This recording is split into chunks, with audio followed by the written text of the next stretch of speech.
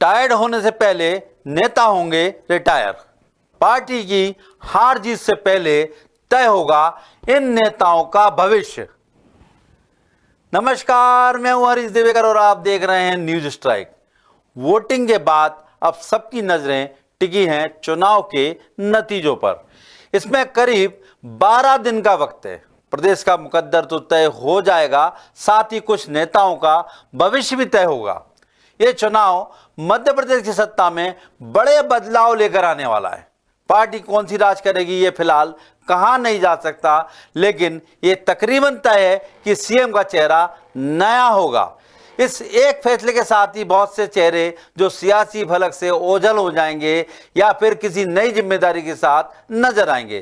किसे मजबूरन वीआरएस लेना होगा, कौन रिटायर होगा और कौन नई भूमिका के साथ सामने आएगा, ये कुछ ही दिनों में तय हो जाएगा। साल 2018 के बाद से मध्य प्रदेश की सियासत लगातार करवट ले रही है। 15 महीने में ही बड़े दलबदल के साथ सत्ता पलट हुई। ये भी मध्य प्रदेश के सियासी इतिहास का नया अध्याय था। अब सुनने में आ रहा है कि बीजेपी जीती तो भी शिवराज सिंह चौहान को सीएम की कुर्सी नहीं मिलेगी। ये मध्य प्रदेश में शिवराज युग का अंत भी हो सकता है। इस युग के साथ ही कई ऐसे चेहरे हैं जो एक्टिव पॉलिटिक्स से विदा हो सकते हैं। कुछ चेहरों के आगे उम्र रोड़ा बनकर खड़ी होगी तो कुछ चेहरों का सियासी करियर इस बार के नतीजों पर ही निर्भर करेगा। 3 दिसंबर का दिन न सिर्फ हार या जीत के लिहाज से महत्वपूर्ण होगा, बल्कि कई नेताओं के सियासी सफर की नई मंजिल या अंजाम भी तय करेगा। इस चुनाव में जीत के लिए दोनों पार्टियों ने बहुत कुछ दांव पर लगाया है। बीजेपी ने अप्रत्याशित रणनीति अपनाई तो कांग्रेस के दो नेताओं ने अपना सारा तजुर्बा झोंक दिया। यह भी देखना होगा कि बीजेपी का ऑफबीट स्टाइल कितने लीडर्स को प्रमोशन दिलाएगा या कितनों को डिमोशन देगा। जो लीडर बहुत अनलकी होगा उसका सियासी कैरियर बुरी तरह चौपट हो सकता है। कुछ लीडर्स ऐसे भी हो सकते हैं जिनका फैसला अगले चुनाव तक के लिए मुलतवी हो जाए। मध्य प्रदेश के बीते 20 साल की राजनीति के बाद अब प्रदेश में वोटर्स की नई पौध तैयार हो चुकी है। ये वो पीढ़ी है जिसने पहली बार वोटिंग की है और सियासी जानकारी के नाम पर सिर्फ बीजेपी के युग को ही देखा और समझा है। इस बार पहले वोटिंग के बाद जब ये पीढ़ी 5 साल बाद वोटिंग करेगी तो युवा मतदाता की जगह एक मैच्योर मतदाता के रूप में वोटिंग करेगी। इस पीढ़ी के साथ ही कुछ राजनेता भी ऐसे हैं जो पूरी तरह से पक चुके होंगे। 3 दिसंबर के नतीजे ये भी तय करेंगे कि ये युवा पीढ़ी मौजूदा नामों में से कितने नामों को अगले चुनाव तक मैदान में देख सकेगी, क्योंकि कई राजनेता कुछ अलग ही मंसूबे पर नजर आए। बात शुरू करें कांग्रेस की तो शायद सियासत की ही पूरी पीढ़ी बदल चुकी होगी। कमलनाथ की उम्र 77 साल हो चुकी है। 2020 के तख्ता पलट के बाद वो 2023 तक पूरी ऊर्जा से भिड़े रहे। इस बार की हार शायद प्रदेश में उनके सियासी करियर का अंत साबित हो सकती है। दिग्विजय सिंह 76 साल के हो चुके हैं। कांग्रेस की वापसी के लिए दिग्गी जी तोड़ मेहनत कर रहे हैं। इस बार की हार शायद बतौर संगठक उन्हें कमजोर बना दे। लाहौर के डॉक्टर गोविंद सिंह 73, सज्जन सिंह वर्मा 71, अजय सिंह 68 साल के हो चुके हैं। कांग्रेस जीती तो शायद प्रमोशन पा जाए और विधायक से मंत्री का ओहदा मिल जाए, लेकिन पार्टी हारी और खुद जीते तो कम से कम विधायक तो रहेंगे ही। इन नेताओं के अलावा फिलहाल कांग्रेस के पास जयवर्धन सिंह, जीतू पटवारी, कुणाल चौधरी, सचिन यादव जैसे युवा नेताओं की भी कमी नहीं है। उम्मीद की जा सकती है कि जीतने पर इन्हें कांग्रेस कुछ बेहतर मौके ही देगी। देखिए, जो भी हमारे पार्टी के वरिष्ठ नेतागण हैं और नए लोग भी हैं, हर जगह अब हर व्यक्ति का अलग अलग रोल होता है। जहाँ एक तरह युवाओं में जोश होता है और जो वृद्ध होते हैं उनमें होश होता है, अनुभव उनके पास होता है। लिहाजा ऐसा कुछ नहीं है कि वरिष्ठ नेताओं को कहीं उपेक्षा होगी उनकी। पार्टी सभी लोगों से मिलके, चाहे वो वरिष्ठ हों या कनिष्ठ हों, बैठ के सलाह मशवरा करती है। और इस समय पूरी कांग्रेस पार्टी मध्य प्रदेश में एकजुटता के साथ खड़ी है और जो 3 तारीख को परिणाम आने वाला है वो कांग्रेस के पक्ष में होगा। बीजेपी में ऐसे नेताओं की कमी नहीं है जिनके लिए ये चुनाव बड़े बदलाव लेकर आएगा। कुछ रिटायर होंगे, कुछ डिमोट होंगे तो कुछ को मेहनत का सिला मिल सकता है और कुछ के लिए पार्टी का फैसला जबरन वीआरएस भी साबित हो सकता है। तो देखते हैं बीजेपी के उम्रदराज नेता कौन से। सबसे पहले नाम आता है मुख्यमंत्री शिवराज सिंह चौहान का, जो 64 साल के हो चुके हैं। 4 बार सीएम रहे, शिवराज के रिपीट होने की संभावना कम है। जीतने पर हो सकता है वो मंत्री पद पर दिखें या केंद्र की राजनीति का हिस्सा बन जाएं। 60 पार के 3 सांसद नरेंद्र सिंह तोमर जो 66 साल के हैं, 63 साल के प्रहलाद पटेल और 64 साल के फग्गन सिंह कुलस्ते को पार्टी ने विधानसभा के मैदान में उतारा। जीते तो प्रहलाद पटेल और फग्गन सिंह कुलस्ते कुछ बेहतर ओहदे पर दिख सकते हैं। सरकार बनी तो प्रमोशन के रूप में प्रहलाद पटेल को सीएम की कुर्सी भी मिल सकती। बीजेपी हारी और ये खुद जीते तो परफॉर्मेंस के आधार पर पार्टी नई जिम्मेदारी दे सकती है।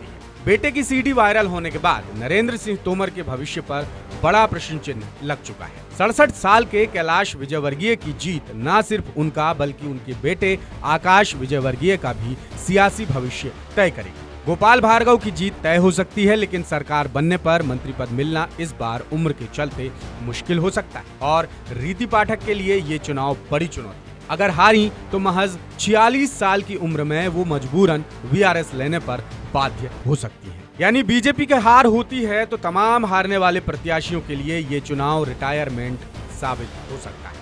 जीतने वाले प्रत्याशियों को उनके कंट्रीब्यूशन के आधार पर संगठन में अहम पद भी दिया जा सकता है। हर कार्यकर्ता के लिए काम है, तो जीवन पर्यंत पार्टी के विचार को जीने वाला कार्यकर्ता भारतीय जनता पार्टी का कार्यकर्ता है, जिसकी उम्र से, जिसके ओहदे से और जिसके दायित्व से कभी अंतर नहीं पड़ता। ये तो कांग्रेस की नीति है। कांग्रेस में लोग अपने और अपने परिवार के लिए लड़ते हैं और उनके भविष्य तय होते हैं। भारतीय जनता पार्टी में तो कार्यकर्ता होना ही एक सुखद अनुभव है। ये चुनाव बीजेपी के सांसद से प्रत्याशी बने लीडर्स और दूसरे नेताओं के लिए जितना निर्णायक है, ज्योतिरादित्य सिंधिया की राजनीति के लिए भी उतना ही अहम है। वैसे तो उनकी उम्र 52 साल ही है, लेकिन बीजेपी में जाने के बाद पूरी 230 विधानसभा सीटों पर चुनाव में अपना जलवा दिखाने की ये उनकी पहली पारी है। बीजेपी जीती तो यहाँ वो पोस्टर बॉय तो नहीं बन सकते, लेकिन अपने समर्थक और ग्वालियर चंबल क्षेत्र में बीजेपी की वापसी कराकर जरूर आला कमान की नजरों में बेहतर साबित हो सकते हैं। ऐसा ना होने पर उनके प्रभाव पर भी प्रभाव जरूर पड़ेगा। कांग्रेस में उम्रदराज नेता आज भी सक्रिय हैं। एक भी ऐसा उम्रदराज नेता नहीं है जो उपयोगी हो और उसे घर बिठा दिया गया हो। हाँ, भारतीय जनता पार्टी को जरूर इस बात की चिंता है, क्योंकि उसके उम्रदराज नेता सारे के सारे घर बिठा दिए गए हैं। अधिकांश, मैं कह सकता हूं कि 80% नेता इस समय घर बैठे हुए हैं। और अब इन नेताओं से जब हम व्यक्तिगत तौर पे बात कर रहे हैं तो अधिकांश का ये कहना है कि मध्य प्रदेश में चुनाव के परिणाम आने के बाद बिल्कुल ये तय है कि भारतीय जनता पार्टी में अमूल चूल परिवर्तन होने वाला है। संगठन में बहुत बड़ा परिवर्तन होगा, क्योंकि जिस तरह के रिजल्ट आते हुए दिख रहे हैं उससे निश्चित तौर पर मध्य प्रदेश में भारतीय जनता पार्टी के उम्रदराज नेताओं का उपयोग करना है, नहीं करना है, किसका करना है, किसका नहीं करना है, ये निर्णय 3 दिसंबर के बाद होना तय है। 3 दिसंबर के बाद इसलिए भी तय होना है क्योंकि अब मई में लोकसभा चुनाव है। जो भी कुछ विधानसभा चुनाव में जो कमियां रह जाएंगी या जो भी दिक्कतें होंगी उसको पूरा करने के लिए निश्चित तौर पे भारतीय जनता पार्टी के जो उम्रदराज और अनुभवी नेता हैं उनके अनुभव का लाभ अब लोकसभा चुनाव में लेना लगभग तय है। कांग्रेस में सारे उम्रदराज नेता हमें सक्रिय दिखाई दिए हैं। अधिकांश घर में नहीं बैठे थे, वो लोग फील्ड में दिखाई दे रहे थे, इसलिए उनके भविष्य के बारे में कोई मतलब ही नहीं है, क्योंकि वो स्वतः एक्टिव हैं। यदि कांग्रेस सत्ता में नहीं आती है तो निश्चित तौर पर इस बार कांग्रेस में एक बहुत बड़ा पीढ़ी परिवर्तन का दौर होगा। ये जो पीढ़ी अभी चुनाव करा रही है, निश्चित तौर पे आने वाले समय में ये कांग्रेस की पूरी कमान नई टीम के हाथ में हमें दिखाई देगी। यानी कुल मिलाकर कहें तो इस चुनाव में हर पार्टी के कई नेताओं का सियासी भविष्य दांव पर लगा हुआ है। इसी मुद्दे से जुड़ा हमारा आज का सवाल है कि क्या 2023 विधानसभा चुनाव के नतीजे मध्य प्रदेश के कई नेताओं का चुनावी भविष्य तय करेंगे? आपके पास हैं 3 विकल्प, हाँ, नहीं और कह नहीं सकते। इस सवाल का जवाब आप हमारे तमाम डिजिटल मीडिया प्लेटफॉर्म्स यानी फेसबुक, यूट्यूब, ट्विटर और इंस्टाग्राम सहित हमारी वेबसाइट www.thesutr.com पर भी दे सकते हैं। पिछले एपिसोड में हमने आपसे सवाल पूछा था कि मध्य प्रदेश में समाजवादी पार्टी को कम आंककर क्या कांग्रेस ने बड़ी गलती की है? तो इसके जवाब में 34% लोगों ने कहा हाँ, 62% लोगों ने कहा नहीं और 4% लोग बोले कह नहीं सकते। वोटर्स की नई पहुंच के साथ मध्य प्रदेश में भी सियासत का नया चैप्टर शुरू होगा। कुछ बदलाव और कुछ नए चेहरों के साथ प्रदेश की राजनीति नई रफ्तार पकड़ेगी। इस रफ्तार पर सवार होने का मौका किस सियासी सूरमा को मिलेगा और कौन सा धुरंधर थमा रह जाएगा, ये जानने के लिए बस 12 दिन का इंतजार ही बाकी है। नमस्कार।